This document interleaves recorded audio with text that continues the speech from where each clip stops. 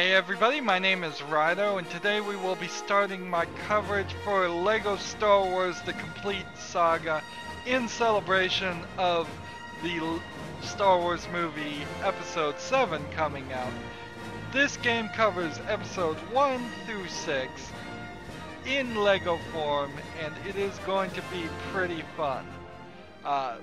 There is a unique level of comedy, so this is kind of a comedic retelling of Star Wars in LEGO form, in minifig forms. That's what these little characters that you're seeing around is here.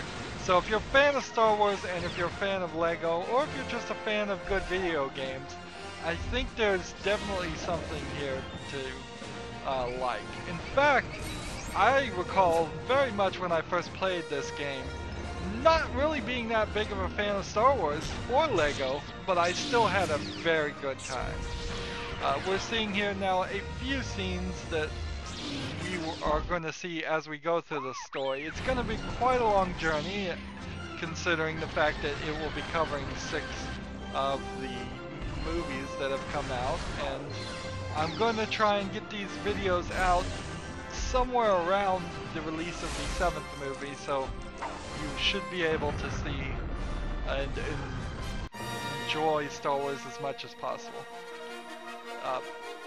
So this is the first LEGO video game of a long series of LEGO video games. Now there is a LEGO version for almost every major popular series, and it kind of came to a big culmination in LEGO Dimensions, where multiple series became intertwined. But in this version, since this is the first game, there is a little bit of a mess here in the menu. I mean, look at how they're depicting how the Xbox controller plugged into a Windows is supposed to be set up. Just a big mess there. The video settings here by default didn't go up to a very high resolution, and it had this feature called enhanced graphics, which you actually want to turn off if you have any decent computer for 2015.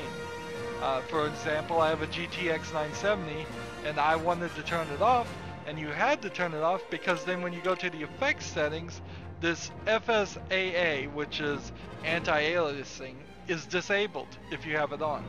And what it seems to do, based on my research, when you have enhanced graphics on, is it renders certain scenes at a lower resolution so it would run smoother.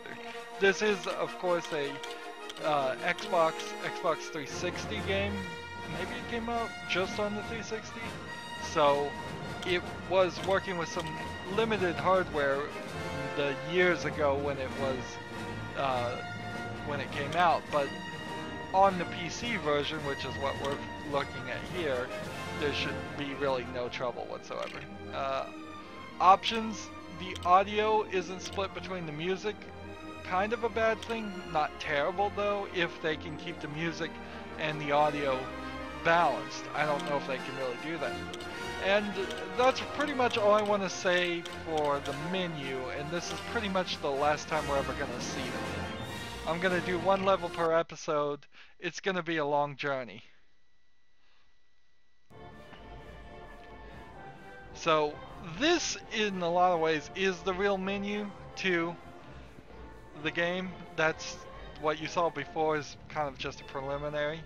Here you have your time and your percentage of collectibles collected. Here you have many unlockables that you can purchase, and unfortunately what you really would like to unlock are some red bricks that we haven't collected yet. And in this version of the LEGO games, you cannot just put in a code to get them. You can put in codes to get characters, otherwise you can just purchase them. And you can use codes to get a few other things, but the red bricks are the main things you need. And the reason you need them is because they will be listed under here, under extras. And the red power bricks are all locked right now. If you can put in a code in a LEGO game and get these, it probably helps would be a good idea to do it, even if you've never played the game before, because it will double, triple, quadruple the amount of studs, which is the currency in this game, and just make it easier. So here we have every single movie in its own little door. So 5, 6, 4, 3, 2, 1. We have to start right at 1. So we start here, episode 1, The Phantom Menace. You walk through here, and for each episode, you have roughly about 6 missions. Some of these missions are kind of unique because they are flying around in ships and not running around as minifigs. I didn't particularly enjoy them the first time I played them, but we'll see more of that when we get to that. And then you can see this little glowing red thing. That is the Force. When you hold down the B button, you can use your Force power if you are a Jedi minifig. However, if I was, say, one of these guys, I don't think I could. I'm gonna have to kind of remind myself how these controls work as we go too. So chapter 1, negotiations, here we go. There's 3 different ways that you can play. The first way you have to play is story. If you had all the gold bricks unlocked, you would probably be able to get almost everything in story, and then you would just run through the challenge mode. But since you don't have the red blocks, you're going to play it in story, then you're going to play it in free play, then you're going to play it in challenge. And that's just to get more collectibles and get a certain level of currency that is set for each level to become a true Jedi. Probably won't make it to true Jedi in the first run. You have to play pretty thoroughly to do that. Episode 1, The Phantom Menace, negotiations. I'm not going to read this, so sorry if anybody is watching this and they can't read fast enough for all of this. It's a little bit of dialogue here just to remind you what's going on, because honestly I don't even know if I've watched episode 1, and I certainly haven't watched it anymore. Let's see. Qui-Gon Jinn and Obi-Wan Kenobi are going to settle conflict. Everything in the LEGO games is made of Legos, or mostly. I mean, the planet back there doesn't really look like it's made by Legos. The background of the ship doesn't really look specifically like it's built on Legos. But there's a pretty good mix of it. It's also worth pointing out that they made most of this game so that they don't talk. That's useful, so you don't really have to translate it into different languages. Eventually, LEGO games did add a voice there to the characters. So walk up to friendly characters and press Y to take control of them. So when you play LEGO games, it is kind of fluidic who you are. You can change between your 2 partners. This game is definitely designed to be a 2-player game, although you really don't need that. There we've gotten 1,000 studs with the blue ones. We get 10 studs with the silver ones, and you get, let's see, how many do you get with it? You get 100 with the gold ones. So it goes silver, gold, blue as far as the collectibles. And as we pick up these studs, they work towards our true Jedi level, which is at the top middle.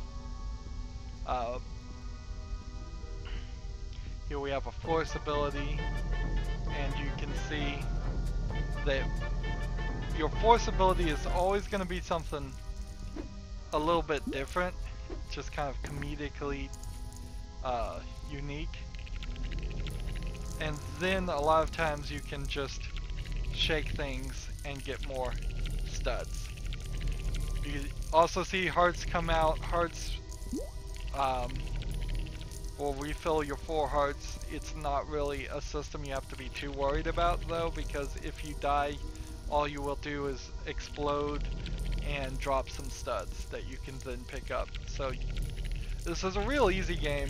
Almost anybody should be able to play this and beat it. Here we go.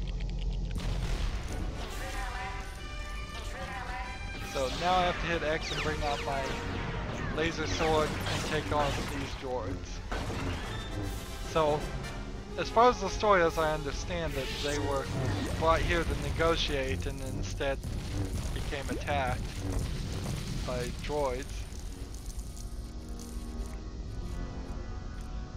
You get in this next section, it's a little bit messy.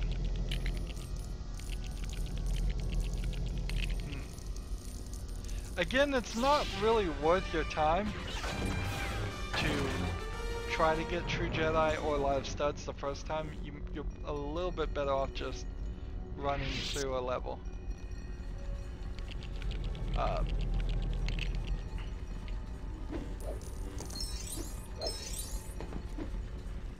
Because once you get those red bricks, once you get a multiplier that doubles the amount of bricks you have, it becomes very easy.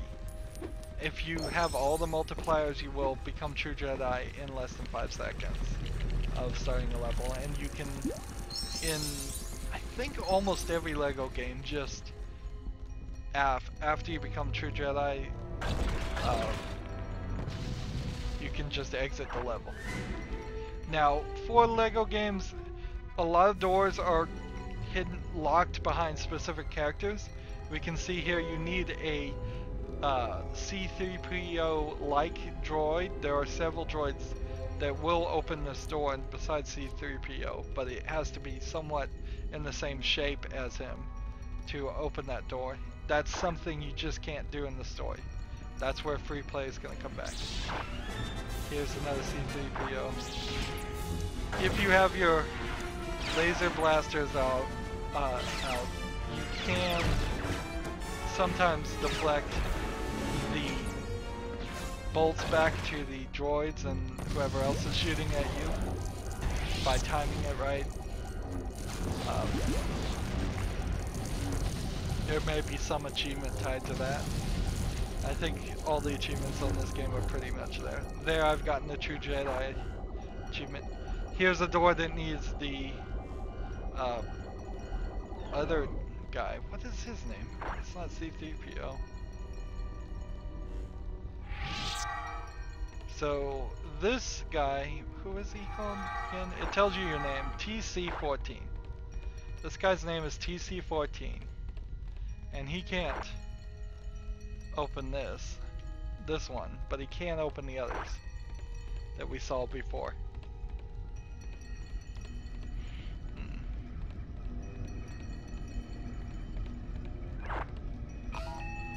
Just hold B to activate these things. Now you'll notice that this robot is very slow. A lot of these force puzzles are kind of idiot-proof in a lot of ways. There's no way to mess them up. Up there is a mini kit. There are 10 mini kits in the level. Again, not super likely that you can reach all of them in your story playthrough, because this here is for short minifigs, like children and shorter alien creatures. And if you don't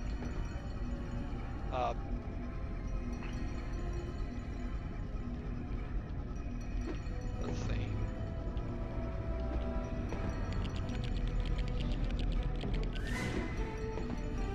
If you don't have a shorter minifig character, you can't really get to it.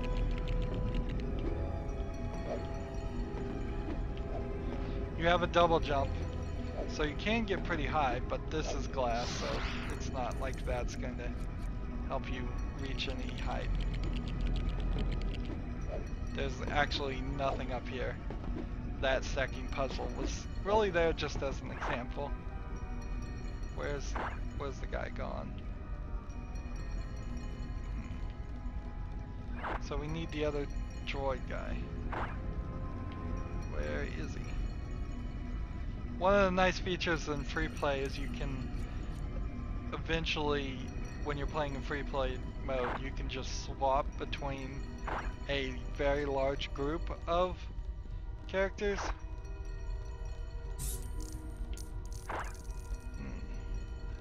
So you don't have to particularly know where your character has run off to. Oh, this is real bad. Where did he run off to? He's over here. He's over here. He desperately wants to escape, I think.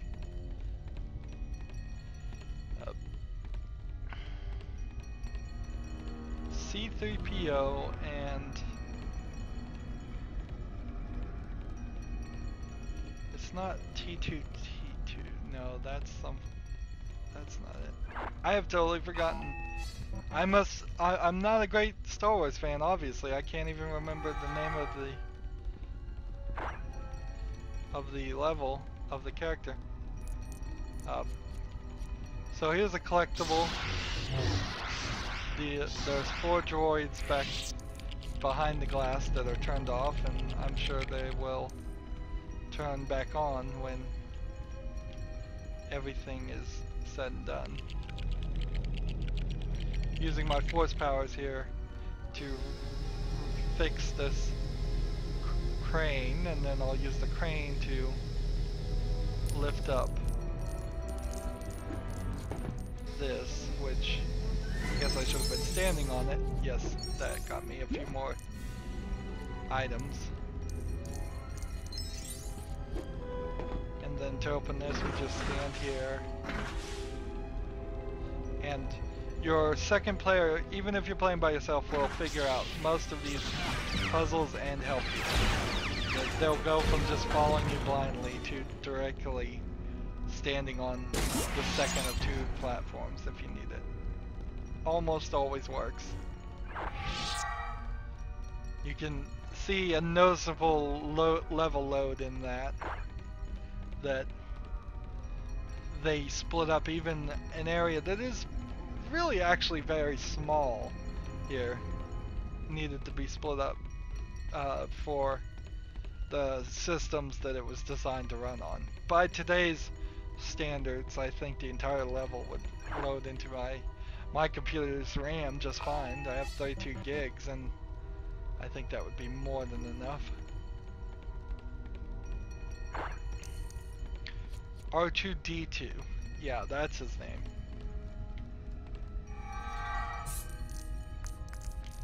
So sometimes things are hidden, so you can't just ignore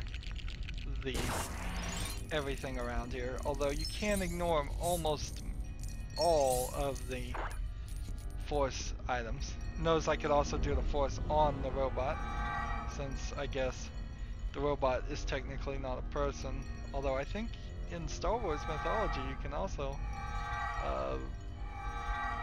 do the force on people too.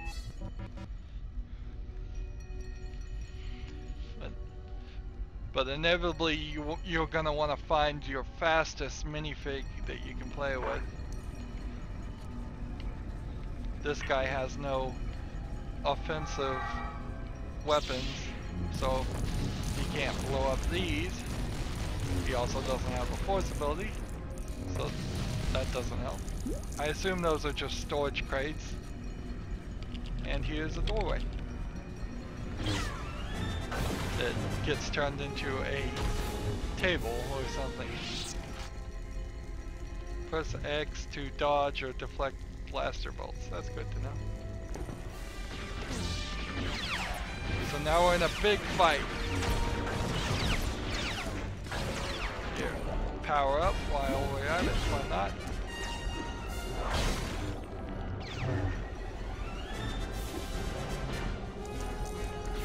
So it'll probably be helpful to deflect and send things back. Let's see.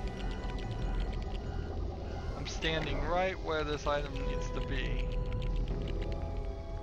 And sometimes you'll get into a situation where there's just too much things. Too many items.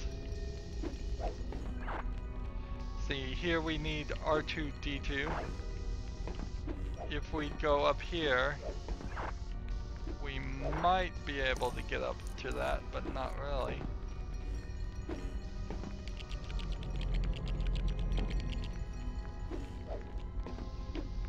We might be able to build up a tall enough platform there. Yeah, that's a little too tall. The trick here, of course, if you don't see it, would be to take this big one, put it in the middle, then as such, and then combine it. Like that. That way you can double jump up to the ledge, then double jump to that, and then maybe from there, if you have some good jumping skills, you could actually make it to this, which it still doesn't really feel like you can. So that is probably means I need a better character that can jump even higher, which there are a couple of characters that can. There are classes of characters, so it will never be a situation where one very specific character is needed, but it can be a situation where one very specific character is very useful because he might be in multiple classes. For instance, I believe Darth Vader is a pretty good character because he is both a Sith and has Force powers. So there's me dying. If there's an achievement for beating a level without dying, there probably is. It's not really something you need to struggle for or try in every level. Death is so inconsequential. That is the real way that you beat those, is you just kind of fight the shielded droids. There's no other secret to it. You can deflect their bolts back if you feel inclined, but that's it.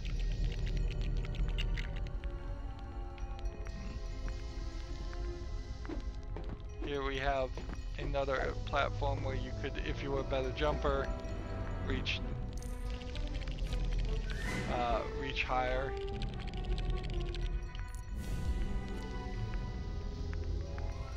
More of this. I don't think I did all of this though. Sometimes when you force activate something, it will feel very much like there's more to it than what you're seeing right now. Usually there is more to it than what you're seeing. Like this right here doesn't make a lot of sense. Why that just rolled forward a little bit and not more. Here's a minifig item that you can ride upon. There will be entire levels dedicated to riding things, but you also will have some minifig items like that. They keep it pretty separate as far as whether it is a minifig level or a vehicle level. And again, I didn't have a lot of fun with most of the vehicle levels, but I'll show them. So all of that right there is just to collect that. Again, once I have a better here's a magnet. We turned on the magnet for no reason.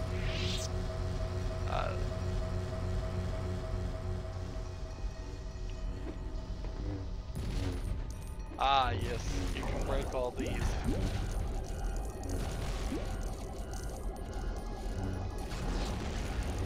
break everything on the conveyor belt. You can break a lot of stuff. I haven't been wildly swinging my laser sword around.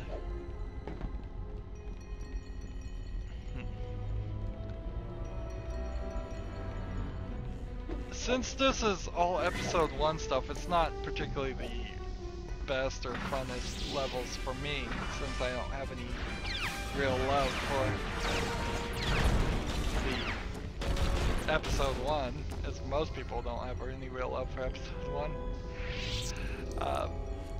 But it's a good way to see the story and be more interactive with it. I would much rather play this and then go watch episode 1 as a movie, because at least here I could run around and break things.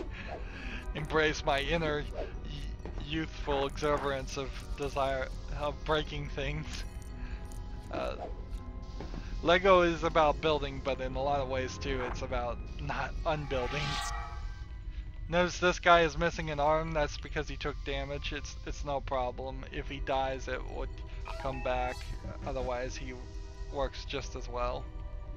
There may be some characters in some Lego games where they lose their legs, and that might slow them down a little bit, but it's never really stopped him doing anything else. And so they escape. He's all sneaking in there.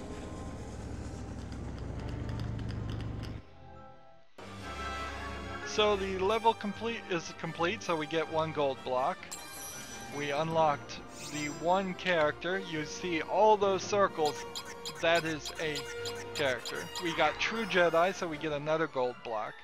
There is a maximum number of gold blocks, and that is just your guide towards collectibles. I think there's like 300 or so in this game, and oh, 160. Okay, so there's 160 gold blocks. That's what your final goal is in the game. Of course, you could just play the game through the story mode, particularly if you were going to just catch up and play a bunch of Lego games, because there's about 12 Lego games out now for different series. And if you wanted to cover that in a year or two, you probably do want to just run through the story of some of these older games or ones that don't particularly catch your attention.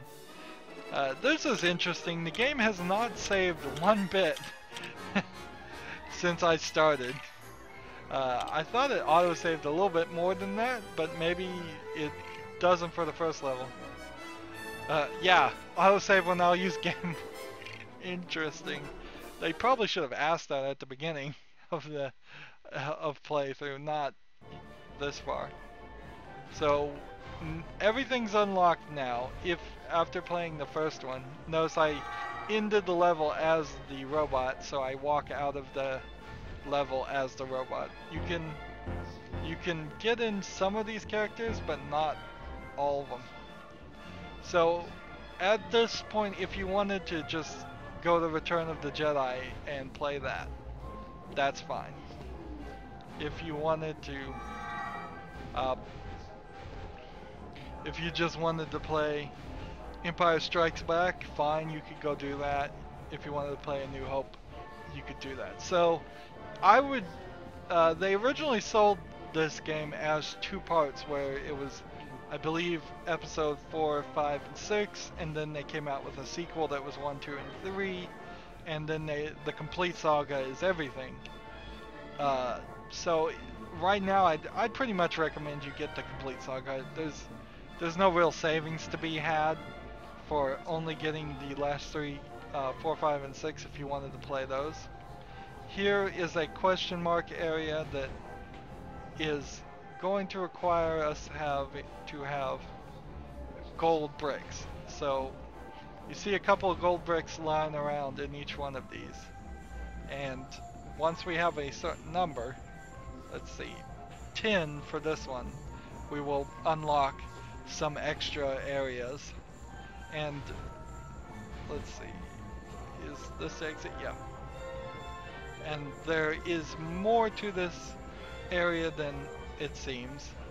Here we can walk by. Here we've seen that we've gone 25 minutes and we've got 1.1% of the collection of everything collectible. It is a true 100%, so once you have 100% of the collectibles, it will be 100%. Not, it doesn't go above that. Some games do that. I don't know particularly why. Here is where you will deal with your mini kits. For every mini kit pack you get 1/10 of a ship.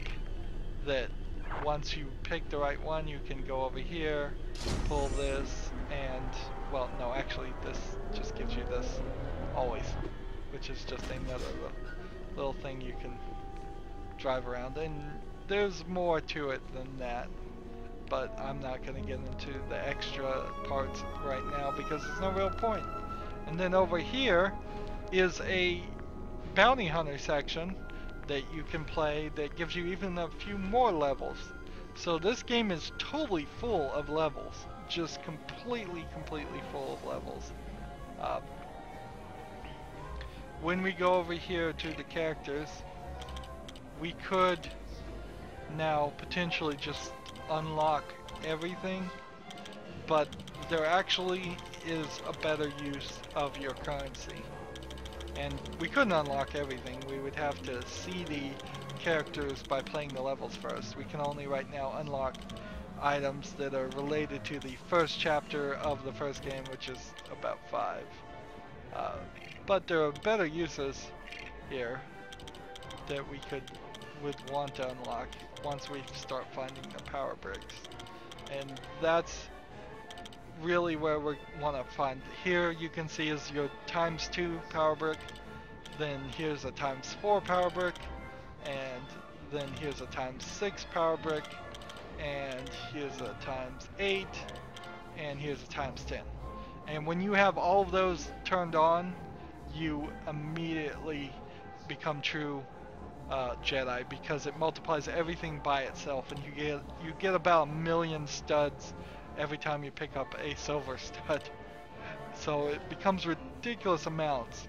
There are some other items like the red power brick detector and the mini kit detector that you want to get to, because then you'll start seeing on the map exactly where all the other collectibles are, and it will help you quite a bit. And then over here is a 2-player mode that requires 2 players, and that's kind of the only thing in the entire game that requires 2 players. So yes, we're gonna go through this journey, and we will start with right here with the next part, with the next chapter in this game, and it's going to be a journey, definitely, so stick with it. I end all my episodes the same way. I ask you to like this video, I ask you to share it with your friends, I ask you to subscribe to my channel, I ask you to comment if you want to, and I ask you to watch every second of my videos. I ask all of these things because they really do help me with YouTube. They let YouTube know that my videos are interesting and worth watching. Other things you can do is you can support me by clicking on my name, Rydo. That'll take you to my main YouTube page. On the right is a blue button that says support this channel. If you click that and make a donation, I would be greatly appreciated. No amount is too small. It's very helpful. It helps me get more games and have more flexibility for games that I can cover and equipment I can buy and such things like that. Also on my main YouTube page is a playlist tab. If you click that, you can see playlists for every other game I've covered. I have covered a lot of them, so I'm sure there's something there that would interest you. Go check those out too. Don't just stick with this series. And then down below in the description box, I have my social media links, so you can friend and follow me on a whole bunch of services like Facebook, Twitter, Google+. You can friend me on Steam, you can friend me on Battle.net, you can follow me on Tumblr. If there is any other service I should be on, let me know in the comments and I will definitely consider it. And that is it. So thank you for watching this, and we will start back next episode right here. Have a good evening.